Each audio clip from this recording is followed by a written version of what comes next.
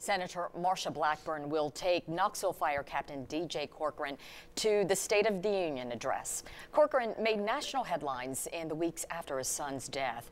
Pierce Corcoran died in a collision on Chapman Highway last month. Police reports say the driver who caused the crash is in the United States illegally. Senator Blackburn says the Corcoran family is a reminder to American leaders of their responsibility to protect the country. Pierce's mother, Wendy, will attend the speech as Representative Tim Burchett's guest, and Governor Bill Lee will be the guest of Congressman Chuck Fleischmann.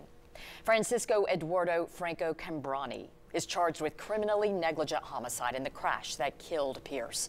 Crash investigators say he swerved left into traffic instead of turning right into an open lane.